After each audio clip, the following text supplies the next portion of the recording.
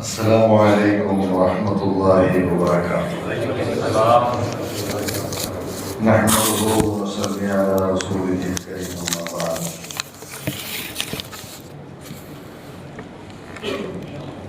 أعوذ بالله من الشيطان الرجيم. بسم الله الرحمن الرحيم. ولا تصلي على أحد منهم مات أبدا ولا تقم على قبره. صدق الله العظيم. எல்லாம் வல்ல அல்லாஹ்வின் பேரருளால் 8வது தராவீகை நிறைவேற்றிவிட்டு 8வது நோன்பை நோன்பு காத்திருக்கும் நம்மவர்கள் மீது அல்லாஹ் அவருடைய அருள்மழையை பொழிவானாக. எல்லாம் வல்ல அல்லாஹ் புனித இரவுகளின் வாயிலாக நரக விடுதலை வழங்கக்கூடிய நாயன் நம்மை அந்த பட்டியலில் சேர்த்தருள் புரிவானாக. நோயில்லா வாழ்வும் குறைவில்லா செல்வத்தையும் அல்லாஹ் நம்மவர்களுக்கு தந்தருள் புரிவானாக. கண்ணியத்திற்குரிய சகோதர பெரியவர்களே,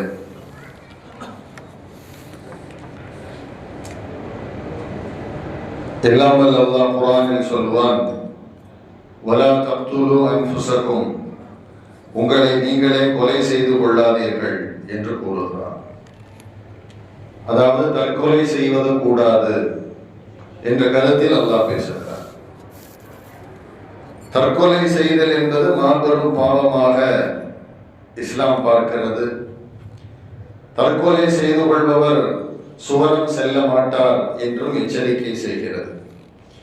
ஏனென்றால் இந்த உடலும் உயிரும் அல்லாஹ்வினால் நமக்கு வழங்கப்பட்ட அமானிதமாகும். அமானிதம்னா என்ன? கொஞ்ச நாள் கொடுத்து வச்சிருக்கோம். இப்ப நான் ஒருவர்கிட்ட போய் ஒரு 100 ரூபாய் கொடுத்து இதை வச்சுங்க பாய், நான் 10 நாள் கழிச்சு வந்து வாங்கிக்கிறேன் அப்படின்னா அதை அவர் செலவு செய்வதற்கு அனுமதி இல்லை. அந்த 100 ரூபாயை எப்படி வேண்டுமானாலும் நான் செலவு செய்து கொள்வேன் என்ற அனுமதியை நான் கொடுக்கவில்லை. எனவே அவர் செய்ய முடியாது. நான் கேட்கும் போது கொடுத்தோம். எப்படி கொடுத்தோம் அது போல கொடுத்தோம். இதான் அமானிதம். சின்ன அமானிதம் சொன்னா நிறைய விளக்கம் இருக்குது. முஃபஸ்ஸிர்கள் நிறைய எழுதுவாங்க. அதே போலதான் இது என் உடல், என் உயிர், நான் எப்படி வேண்டுமானாலும் இந்த உடலை வைத்துக் கொள்வேன் அப்படின்னா சொல்ல முடியாது. அல்லாஹ் தஆலா இந்த உடலை எப்படி பாவிக்க வேண்டும் என்று கூறுகிறார். எப்படி சாப்பிடணும் அப்படிங்கிறது ஸல்லல்லாஹு அலைஹி வஸல்லம் சொல்லி தர்றாங்க. ஏன்னா அந்த உடலும் உயிரும் அமானிதம். அல்லாஹ் தஆலா சொல்றாங்க, இரவு என்பது உங்களுக்கு ஓய்வுக்காக, அதனால இரவு நேரம் வேலை செய்யாதீங்கிறாங்க. ஆனா இன்னைக்கு நாம் என்ன செய்யறோம்? அல்லாஹ் சொல்றதை விட்டுட்டு நைட் டியூட்டி அப்படின்னு ஒண்ணு வந்துருச்சு. அது காலத்தின் அவசியம், நிர்பந்தம் என்றெல்லாம் அதற்கு பொருள் செய்யப்படுகிறது. இப்ப இரவு நீண்ட நேரம் விழித்திருப்பதால் ஏற்படுகிற பாதிப்புகள் ஏராளம் மருத்துவர்கள் சொல்வார். நாம பார்க்கிறோம். 9 மணிக்கு தூங்கினா ஒரு லாபம், 10 மணிக்கு தூங்கினா ஒரு லாபம், 11 மணிக்கு தூங்கினா கொஞ்சம் பிரச்சனை, 12 மணிக்கு தூங்கினா பிரச்சனை அப்படின்னு சொல்லிட்டு ஒரு தகவல் அப்படியே பரிமாறப்படுகிறது. மருத்துவர்களால் சொல்லப்படுகிற ஒரு விஷயம். அவங்க கண்ணியத்திற்குரிய நல்லவர்கள் எல்லாம் சொல்றோம், சுருக்கமா சொல்றதா இருந்தா இரவு உங்களுக்கு ஓய்வுக்காக. அல்லாஹ் நம்ம கொடுத்தது எதனால் ஓய்வு. ஆனா இரவுல தான் வேலை செய்யணும். அப்ப அல்லாஹ் சொல்ற, நான் கொடுத்த உடலை நீ இரவு நேரம் ஓய்வுக்காக போட்டு விடு. நாம் சொல்லுகிறோம், இல்லை இரவு தான் எனக்கு வேலையே இருக்குது. பல பேருக்கு பகல் இரவாக இருக்கும், இரவு பகலாக மாறிவிடும். பகல் நேரம் ஃபுல்லா தூங்குவாங்க, நைட் நேரம் ஃபுல்லா எல்லாம் செய்வாங்க. கண்ணியத்திற்குரிய நல்லவர்களே, காரணம் என்னவென்றால் இந்த உடல் உயிர் நமக்குரியதல்ல. அல்லாஹ் எப்படி சொல்றானோ அது போல நம்ம செலவு செய்யணும். அதே போலதான் தற்கொலை செய்து கொள்வது. தற்கொலை என்பது பரவலாக ஆங்காங்கே நடைபெற்றுக் கொண்டு வருகிறது. இது இஸ்லாமிய சமூகமும் விதிவிலக்கு அல்ல. இஸ்லாமியர்கள் பெரும்பாலும் தற்கொலைக்கு செல்வதில்லை என்று சொன்னாலும் கூட உலகளாவிய முறையில் கணக்கெடுத்து பார்த்துவிட்டு சொல்வார்கள், இஸ்லாமியர்களினுடைய தற்கொலை எண்ணிக்கை ஆக குறைவு. பிற மார்க்கத்தை, பிற மதத்தை சேர்ந்தவர்களின் தற்கொலைகள் தான் அதிகம் இருப்பதை காணுகிறோம் என்று குறிப்பிடுவார்கள். அதற்கு காரணம் என்னன்னு சொன்னா, இந்த உடலும் உயிரும் எனக்கு சொந்தமானதல்ல என்று இஸ்லாம் நமக்கு வலியுறுத்துகிற காரணத்தினால் பெரும்பாலான முஸ்லிம்கள் இந்த தற்கொலையிலிருந்து தவிர்த்து கொள்கிறோம். அதே நேரத்திலே தற்கொலை செய்வது ஹராம்.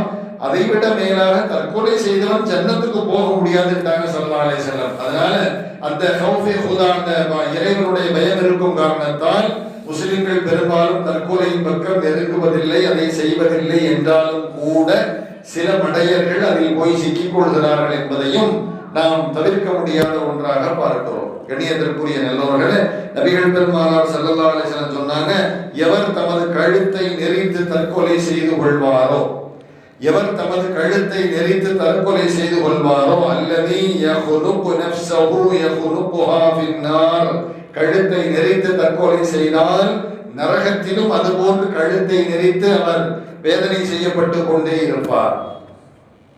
அதே போல எந்த ஆயுதத்தால் இந்த துனியாவில் தன்னை மாய்த்து கொண்டாரோ அதே ஆயுதத்தை கொண்டு நரகத்தில் அவர் வேதனை செய்யப்படுவார்.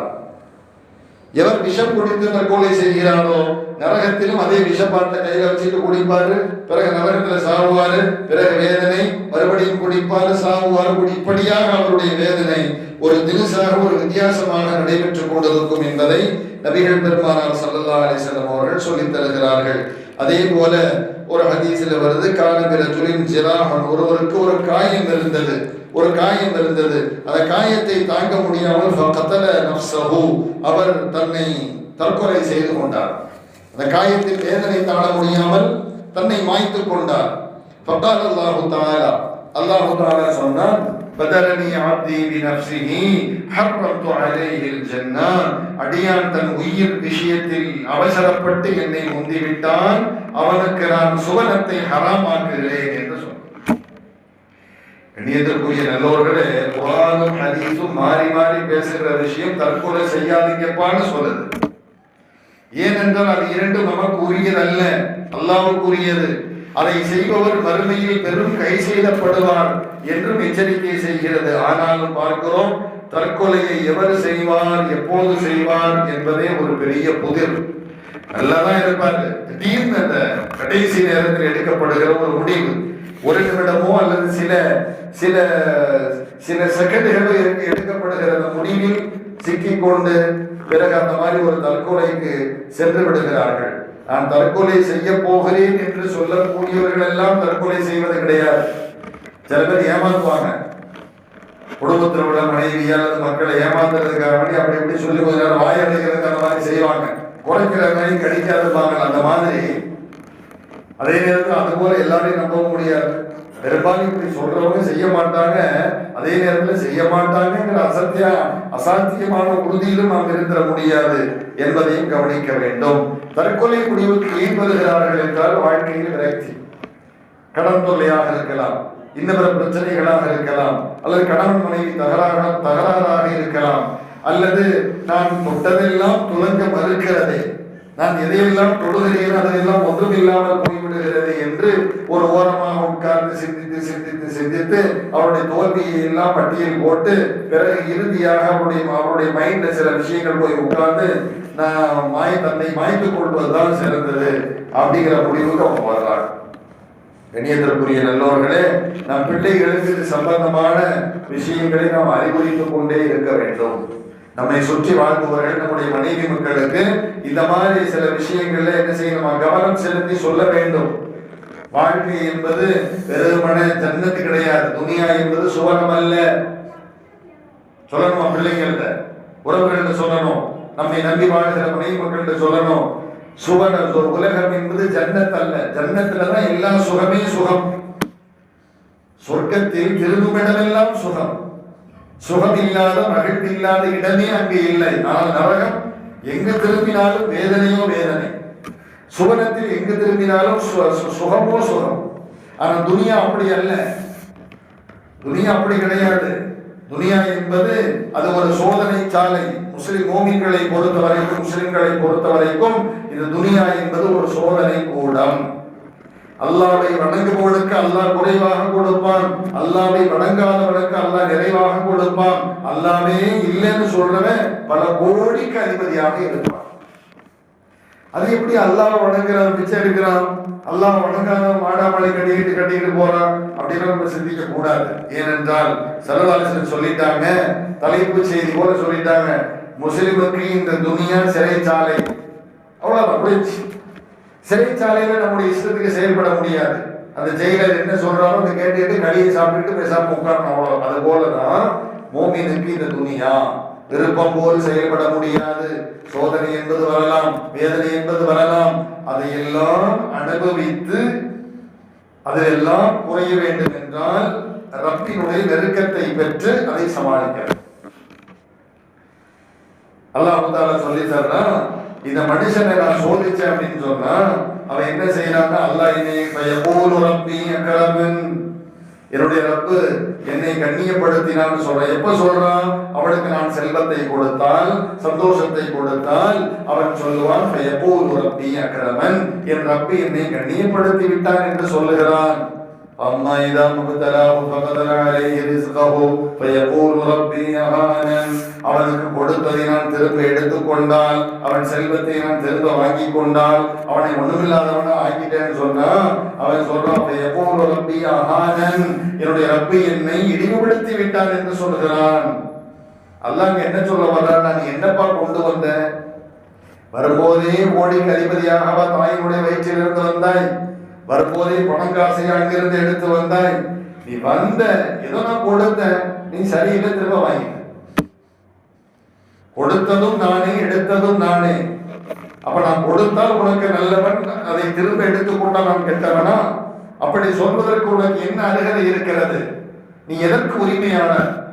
ஒரு முக்கால் துட்டுக்கு கூட நீ உரிமையாளன் அல்ல, பிறகு எப்படி நீ சொல்லுவ என்று பேசுவது போன்று அல்லாஹ் தஆலா குர்ஆனில் கேள்விகளை கண்ணியத்திற்குரிய சகோதர பெரியவர்களே. அதனால இந்த துனியா என்று சொல்லப்படுவது அது திரும்பவிடமெல்லாம் பிரச்சனை இருக்கலாம், சில இடங்களில் சந்தோஷம் இருக்கலாம், சில நேரங்களில் சந்தோஷமாக இருந்தால் பல நேரங்களில் வேதனை ஏற்படலாம். இதெல்லாம் துனியாவில் மாறி தில்கல் ஐயாம் உதாவிலுஹா பைனன் நாஸ். அல்லாஹ் சொல்றான், எல்லாமே காலங்கள் எல்லாம் மாறி மாறி வரும், காலம் ஒரே மாதிரி இருப்பது கிடையாது. நீங்க நம்முடைய அவரவர்களுடைய குடும்ப வாழ்க்கையில் குடும்பத்தில் வந்தவர்களை நீங்கள் பட்டியல் போட்டு பார்த்தாலே தெரியும். அவர் ஒரு நேரத்தில் அப்படி இருந்தால் இன்று இப்படி இருக்கிறார், நாளை இப்படி இருப்பாலும் தெரியாது. நான் ஒரு நேரத்தில் அப்படி இருந்தேன், இன்னைக்கு இப்படி இருக்கிறேன், நாளைக்கு அப்படி இருக்கிறோம். நீங்க வருஷப்படுத்தி பார்க்க. ஏன்னா அல்லாஹ் சொல்றான், அதெல்லாம் மாறி மாறி வரும். எது வந்தாலும் வராவிட்டாலும் அல்லாஹ்வை நீங்கள் வணங்கி வழிபட வேண்டும். அவருடைய நெருக்கம்தான் இந்த துனியாவில் வருகிற பிரச்சனைகளை சமாளிக்க கூடிய கேடயம் என்பதை மோமின்கள் புரிய வேண்டும். அதனால அது வந்துடுச்சேன்னு சொல்லி தற்கொலை செஞ்ச யாருக்கு நஷ்டம்?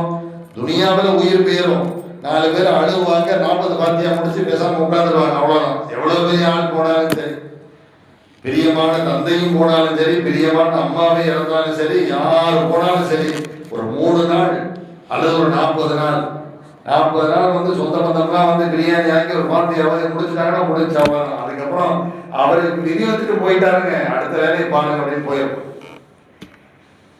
கண்ணியத்திற்குரிய எல்லோர்களே, எது எப்படி இருந்தாலும் போனாலும் நமக்கு ரப்பு அல்லாஹ்வினுடைய நெருக்கத்தை பெறாமல் நாம் வேதனைகளை எப்பொழுதும் சமாளிக்க முடியாது. நபிகள் நாயகம் ஸல்லல்லாஹு அலைஹி வஸல்லம் அவர்களும் ஒன்றுக்கு மேற்பட்ட பல்வேறு யுத்தங்களில் பங்கெடுத்திருக்கிறார்கள். வெற்றி கிடைத்த யுத்தமும் உண்டு, தோல்வி கிடைத்த யுத்தமும் உண்டு. பெருமானார் ஸல்லல்லாஹு அலைஹி வஸல்லம் அதையெல்லாம் வரிசைப்படுத்தி பார்ப்பது கிடையாது. வெற்றியை கொடுப்பதும் அல்லாஹ், தோல்வியை கொடுப்பதும் அல்லாஹ். அல்லாஹ் எதை கொடுத்தாலும் ஏற்றுக்கொள்ளுகிற மனோநிலை இருக்க வேண்டும் என்பதை பெருமானார் ஸல்லல்லாஹு அலைஹி வஸல்லம் அவர்கள் தன்னுடைய சொல்லிலும் செயலிலும் அதை நமக்கு படம் போட்டு காண்பித்திருக்கிறார்கள். முஃமின்கள் அதை பின்பற்ற கடமைப்பட்டிருக்கிறோம். யார் எந்த சூழ்நிலையில அந்த தற்கொலையை நெருங்குவாங்க அப்படிங்கிறது சொல்ல முடியாது. ஹைபர் யுத்தத்துல ஒருவர் வாளெடுத்து எதிரிகளை தாக்கிக் கொண்டே சென்றாராம். இஸ்லாமிய படையில் உள்ள ஒருவர் அவர் வாள் எடுத்துக்கொண்டு எதிரிகளை தாக்கிக் கொண்டே செல்கிறார். அப்ப சஹாபாக்கள் ஆச்சரியப்படுறாங்க, இவரை போல ஒரு வீரர் நம்ம படையில இல்லவே இல்லையே, நாம எல்லாம் யுத்தம் செய்யறோம், ஆனா இவரை மாதிரி செய்ய முடியலையே, எதிரிகளை சும்மா துவம்சம் செய்து கொண்டு களத்தில் குதித்து சென்று கொண்டே இருக்கிறாரே என்று சஹாபா பெருமக்கள் எல்லாம் ஆச்சரிய பெருக்கோடு பேசுகிற பொழுது அப்ப ஸல்லல்லாஹு அலைஹி வஸல்லம் சொன்னாங்க, இவர் நரகவாசி என்றார்கள். யார் நரகவாசி? இஸ்லாமிய யுத்தத்திலே எதிரிகளை தாக்கி கொண்டு செல்பவர். அதாவது இஸ்லாமிய யுத்தத்தில் எதிரிகளை தாக்கினா அவர் ஒருவேளை ஷஹீதாக்கப்படலாம், ஷஹீதானால் அவருக்கு உயர்ந்த தரஜா தான். அல்லது வெற்றி பெற்று திரும்பினாலும் உயர்ந்த அந்தஸ்து தான் அல்லாஹ்விடத்தில். ஆனா ரெண்டும் இல்லாம ஸல்லல்லாஹு அலைஹி வஸல்லம் சொல்றாங்க இவர் நரகவாசிட்டாங்க. நரகவாசிக்குரிய எந்த செயலை செஞ்சாரு? முஸ்லிம்களுக்கு எதிராக களம் புதித்தார் இல்லையே, முஸ்லிம்களுக்கு ஆதரவாகத்தான் யுத்தம் செய்கிறார். அதுவும் எதிரிகளை தாக்கி கொண்டு செல்கிறார். பல சஹாபாக்களால் அவர் பாராட்டப்படுகிறார். இவரை மாதிரி போர் செய்தது யாரும் இல்லை நம்மில் என்று. ஆனா ஸல்லல்லாஹு அலைஹி வஸல்லம் சொன்னாங்க இல்லை, அவர் நரகவாதி என்றார்கள். அப்ப அங்க ஒருவர் இருந்தார், அப்படியா இவர் நரகவாதின்னு சொல்லி நபி சொல்லிட்டீங்க, நான் கூட இருந்து பார்க்கிறேன் இவர் என்ன செய்தார் அப்படின்னு. அப்ப அவரும் கூட இருந்து கவனித்தார். நன்றாக யுத்தம் செய்து கொண்டே இருந்த பொழுது திடீரென்று எதிரிகளினுடைய தாக்குதலுக்கு ஆளாக்கப்பட்டார். எதிரிகளின் தாக்குதலுக்கு ஆளாக்கப்பட்டார். உடல் முழுக்க காயம் ஏற்பட்டு விட்டது. ஒரு காயம் ஆழமாக ஏற்பட்டது. அதனுடைய வலியை அவரால் பொறுத்து கொள்ள முடியவில்லை. வலியால் துடியாக துடித்தார். இறுதியில் தன்னுடைய உடைவாளை, வாளினுடைய கைப்பிடி பகுதியை பூமியில் அப்படியே நட்டு வைத்து, இந்த வேதனையில் இருந்து நாம் நம்மை மாய்த்துக் கொள்வதே மேலானது என்று அந்த வாழை நட்டு வச்சு வாளினுடைய கூடிய பகுதியில் தன்னுடைய நெஞ்சை கொண்டு அப்படியே அமிழ்த்தி இறந்து விட்டார், தற்கொலை செஞ்சார். அவர் கூட இருந்து கண்காணிச்சார். பாத்தீங்களா, அவர் தலைதறிக்க பெருமானார்ட்ட வந்தார். ரசூலல்லாஹ், நான் உங்களை நம்புகிறேன், நீங்கள் அல்லாஹ்வின் ரசூல் என்று ஏற்றுக்கொள்கிறேன், நான் ஈமான் கொள்கிறேன் என்று சொன்ன பொழுது எப்படி என்ன விஷயம் கேட்டார். திடீர்னு வந்து ஈமான் கொள்கிறீர்கள், என்ன அடிப்படை, என்ன காரணம்? நீங்க சொன்னீங்களா இல்லையா அவர் நரகவாசி என்று? அதற்கான செயலை அவர் செய்து முடித்து விட்டார். என்ன செய்தார் அவர்? இது போன்று நடந்தது என்று அவர் விவரித்தார். அப்ப ஸல்லல்லாஹு அலைஹி வஸல்லம் அந்த நேரத்தில் சொன்னாங்க, இன்னர் ரஜூல லா யஅமலு அமல அஹ்லில் ஜன்னதி ஃபீஹா யப்தகு லின்னாசி வ ஹுவ மின் அஹ்லின் நார்.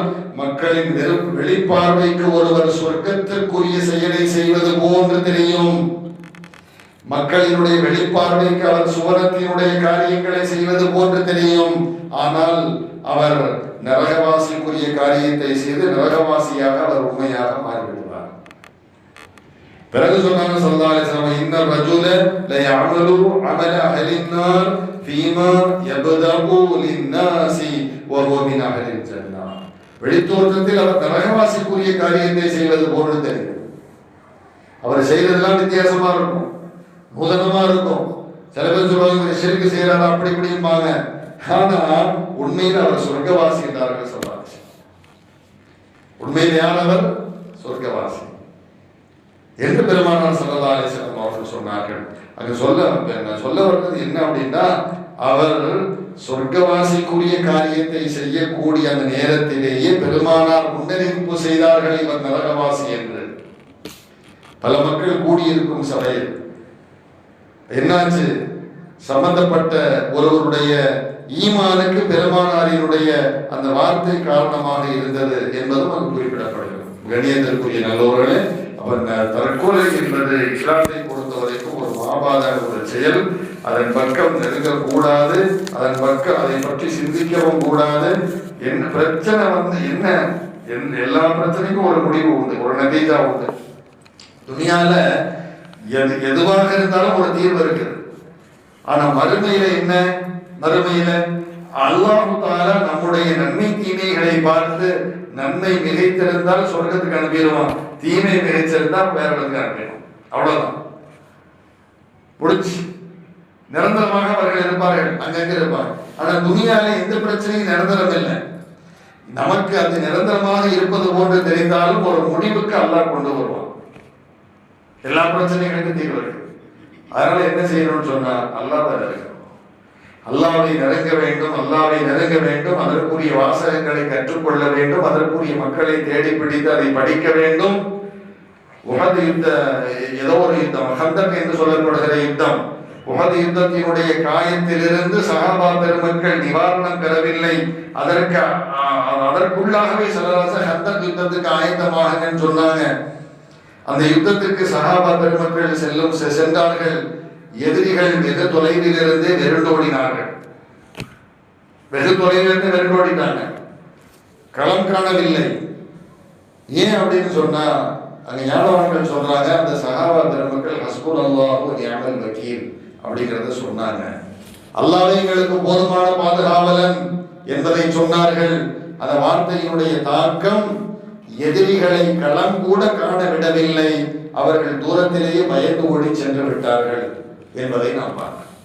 கண்ணியத்திற்குரிய நல்லோர்களே, அல்லாஹ்வினுடைய துணை ஒன்றுதான் நம்மை அனைத்து பிரச்சனைகளிலிருந்தும் பாதுகாக்குமே தவிர நம்முடைய பொருளோ நம்முடைய சேமிப்போ நம்முடைய பாதுகாப்பு நடவடிக்கைகளோ அதெல்லாம் செய்யணும், இல்லைன்னு இல்லை. ஆனால் அதனால் காரியம் நடக்காது. அல்லாஹ் வேணும், அல்லாஹ் நம்முடைய வாழ்க்கையில வேணும், நம்முடைய சொல்லில் வேண்டும், செயலில் வேண்டும், மூச்சில் வேண்டும், எல்லா இடத்திலும் அல்லாஹ் வேணும். ஐனமா தகூனு ஃபதம்ம வஜ்ஹுல்லாஹ், எங்கு திரும்பினாலும் அல்லாஹ்வின் முகம் இருக்குதுன்னு சொல்றான். எல்லா நேரமும் அடியார்கள் அல்லாஹ்வின் சிந்தனையிலே இருக்கும் பொழுது மலை போன்று வருகிற பிரச்சனைகள் கூட அது சாதாரணமாக உடைந்து சிதறி ஓடி போய்விடும். இந்த முஃமினை நாம் நெருங்க முடியாதுப்பா அப்படின்னு அதுவே பயந்து ஓடிடும். அப்படிப்பட்டவர்களாக அல்லாஹ் இனியும் கனிமாக்குவானாக.